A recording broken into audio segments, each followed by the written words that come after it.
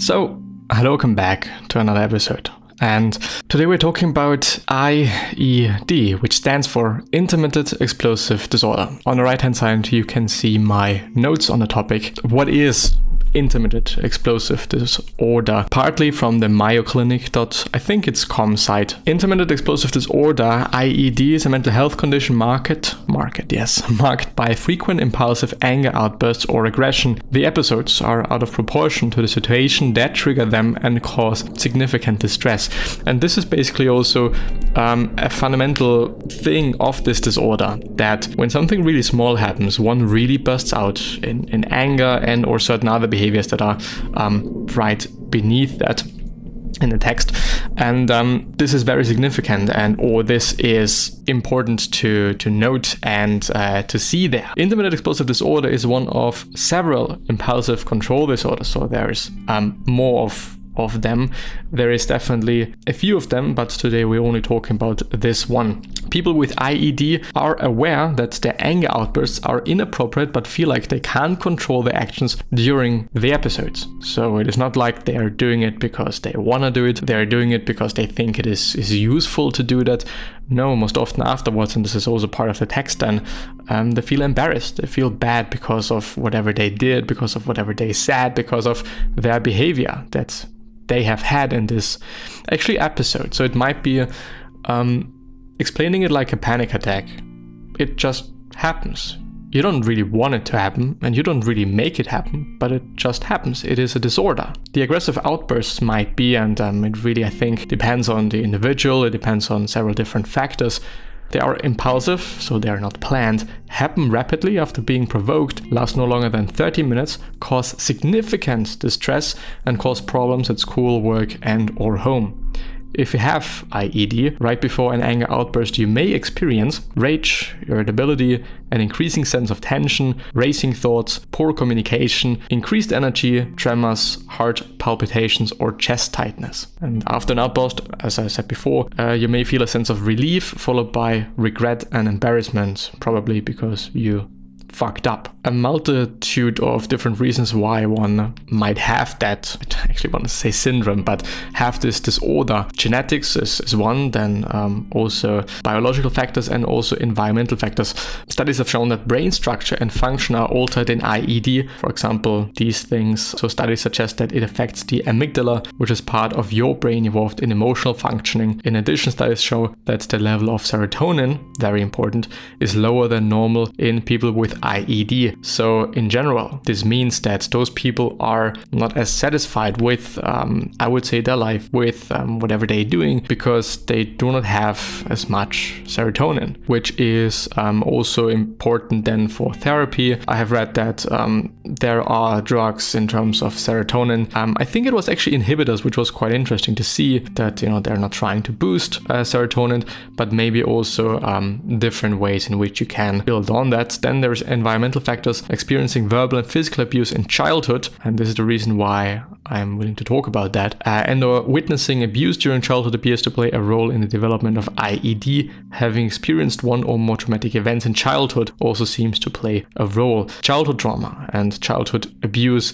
is unfortunately something a lot of people have experienced, and probably also will experience in the future as well, because there is not too much awareness of that, I think. Not many people are talking about it, at least not in my circles. I have quite never talked about that with somebody, even though it is such an important topic and such a crucial one. Gabor Maté, I think he is a psychologist, psychoanalyst, and whatever. Very smart guy and very in the space of childhood trauma and childhood abuse and what it makes with the people and what it actually does to the people, also long term in their adolescence and so on and so forth. And he stated something of the lines of 80% of the disorders people are having, so I think it was mentally related, might also be physically, because there is still a very deep bond between physical health and also mental health. 80% are because of childhood trauma, and most people have experienced that, and most people have issues because of that, but also most people are not really aware of that it is because of the childhood trauma. that they're experiencing those symptoms, having hard times with different things. There we go. Approximately 80% of people with IED have another mental health condition, with anxiety disorders, externalizing disorder, intellectual disabilities, autism, and bipolar disorder being the most common.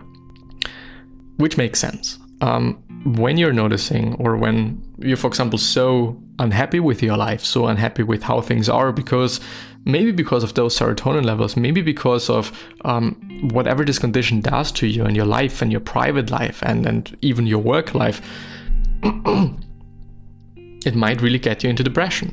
It might really get you into feeling you're worthless and feeling you can't actually do anything about that, because you don't want this to happen, but it still happens frequently, and there's a point afterwards as well how it is measured. So there's either high frequency and low intensity episodes, and then there's low frequency and high intensity episodes. High frequency, for example, is verbal aggression or physical aggression toward property, animals, or people occurring twice weekly on average for 3 months. The aggression does not result in physical harm to people or animals or the destruction of property.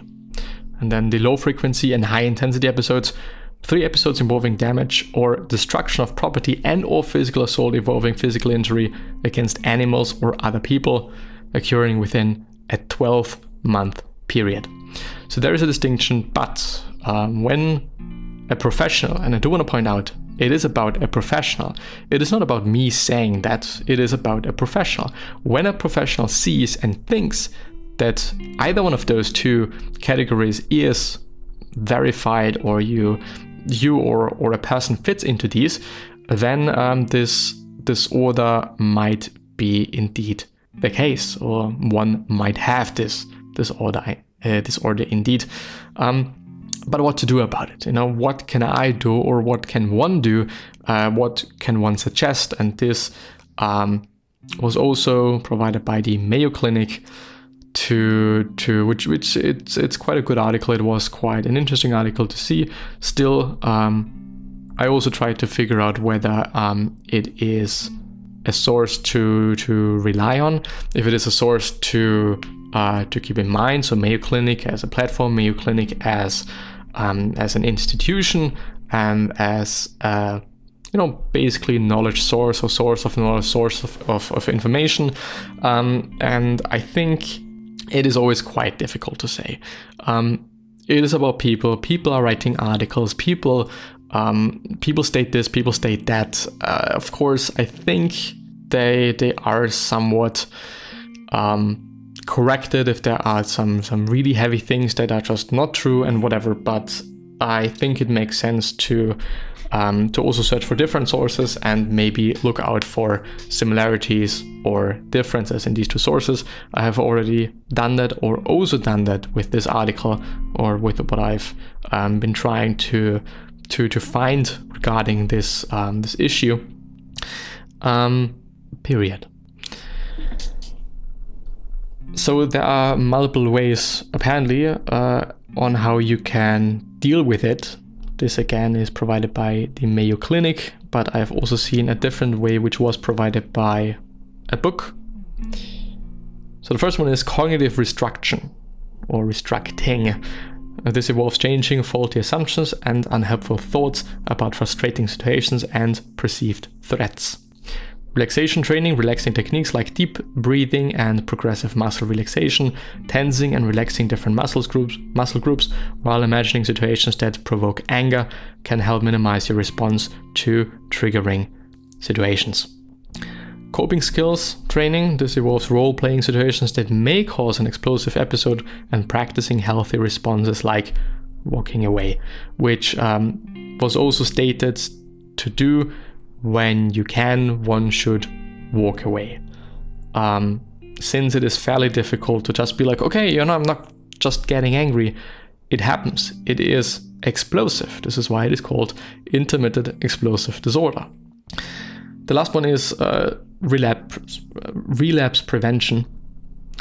This involves educating people with IED that reoccurrence of impulsive aggressive behavior is common and should be viewed as a lapse or slip rather than a failure, which also plays into the whole cognitive restructuring and basically also framing, trying to see things differently, trying to see whatever you're encountering or whatever is happening to you in a different light, and trying to work on that, trying to deal with it, trying to get better, but accepting that sometimes one slips, sometimes there is a bad day, sometimes this, that, and the other thing happens. We all are overwhelmed sometimes, we are all stressed sometimes, and especially when you're having something, when you're having an illness, mentally or physically, it is totally fine when one is having a bit of a worse day. Don't even want to say a bad day, there is no bad day. Some other things you can do, and this is provided by, this is something you should be doing, and some other things you might think about was from the book Mind Over Mood by Christine A. Pedesky. So it is a 7-column framework from the book. I thought it was quite interesting, not only because it was in the context of intermittent explosive disorder, just also because in terms of anger being an issue a lot of people are having, anger being something a lot of people have to deal with, and also myself. One reason as well why I'm willing to go through this, why I'm willing to talk about that, is because I think that I have this disorder. Not just because I read about it, not because I Google for things and then believe in it. No, I have had issues with anger for quite a bit, quite often in my life as well, and it really quite tightly fits the things I've seen, the things I have experienced, and also this inability, this feeling like you cannot do anything about that, feeling like it's just happening to you, and you can maybe just hope that it doesn't happen again, because it is explosive, it is very difficult to handle. So, what could you do? First step is calm yourself. The second, write down the situation that triggered the negative thoughts. Identify the moods that you felt in the situation. Write down the automatic thoughts you experienced when you felt the mood. The most significant of these are your hot thoughts. Identify the evidence that supports these hot thoughts. Identify the evidence that contradicts the hot thoughts, which I think is incredibly important. You're saying, yes, this was my thought, and yes, this made me, maybe quote unquote, made me do this, that, or the other thing. But on the other hand, contradicting it. Well, this is another thought I had that is really kind of the opposite of the other thought, and so on and so forth. Like challenging one's mind and challenging one's behavior. Really hard not to be completely on one side and or basically just completely one-sided. Now identify fair, balanced thoughts about the situation. Finally observe your mood now and decide on your next steps. Other things to do: relaxation techniques, changing the ways you think, which is cognitive restructuring, communication skills, learning to change your environment and leaving stressful situations when possible, and avoid mood-altering substances, as well as use problem solving. Avoiding mood-altering substances, I think a very big point, also because people that are having intermittent explosive disorder apparently seem to be quite prone to having problems with substances and really liking them and enjoying them, and as well as some other things, but this just struck me. So people are angry, a lot of people have issues with anger, and also many more things: anxiety, depression, maybe feeling unworthy and not having meaning in life, not feeling the sense of being fulfilled, which might also have to do with serotonin deficits, as with this disorder. And I think as well, I'm not quite aware of anything, and I don't know anything, but I would believe that there is also something with hormones in quite a lot of disorders that then also play with or have something to do with feeling happy, fulfilled, and everything else, which just underlines, and this is also a big point from Gabor Maté, that there is, and I want to underline, there is a connection between the body and quote-unquote soul, or at least the mind and mindset and so on and so forth. People seemed incapable of considering their own emotional needs and were driven by a compulsive sense of responsibility for the needs of others. They all had difficulty saying no, which was an article about anger and childhood trauma, or just childhood trauma in general. Those people are having problems with saying no. And I don't want to say when you're just having problems with saying no and maybe standing up for yourself that you are having such a disorder or having this, that, and the other thing. It is just something to be aware of, as it is in general smart and useful to be aware of various different things one is doing. Just being aware of, okay, every time when I'm in this situation, I act in that way. Or every time when I'm in that situation, I act in this way. Just figuring things out and trying to see certain patterns one is using or one is evolved with to maybe then conclude a conclusion out of that and maybe see that, okay, this might have something to do with that, this, and or the other thing. As a workaholic physician needing the whole world to love and admire me, and above all to need me, I also found it impossible to say no. No matter how busy I was, I always accepted one more patient and one more counseling client, one more difficult case as I did so. There was less and less space for myself in my own life. The result was chronic back pain and a constant low-grade depression. It was when my own difficulties finally dragged me into therapy, kicking and screaming in resistance, of course, that I began to recognize the same traits in others, which was Gabor Maté's life at some point. Long-term studies of medical students at Johns Hopkins and Harvard undergraduates have confirmed that certain emotional traits in youth tend to be associated with illness later in life, quite apart from lifestyle influences such as smoking or drinking or exercise habits, which once again underlines there is a connection between the mind and the body. There is one. Apparently, some Canadian physician that was quite important or quite well known, I've forgotten the name, was very good, and also very good partly because of the fact that he has seen that there is a connection between mind and body. Because there is a connection between mind and body.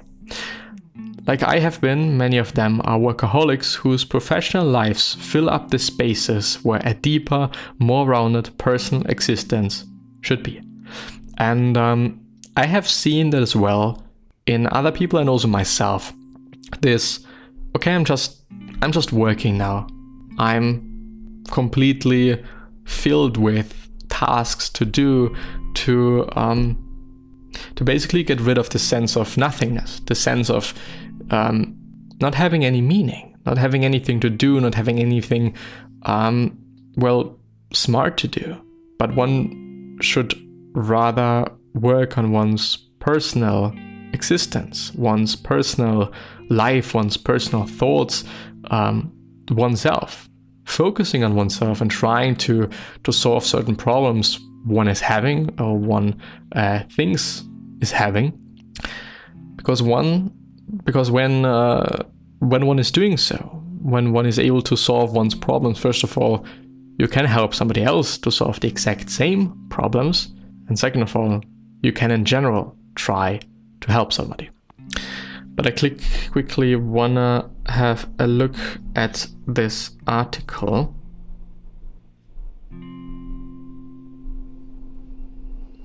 To verify that it was on anger. Yes, it was. But yeah, with that being said, this is the end of the stream. I've hopefully been able to share something of importance to you and or with you, and I'm hopefully going to see you the next time.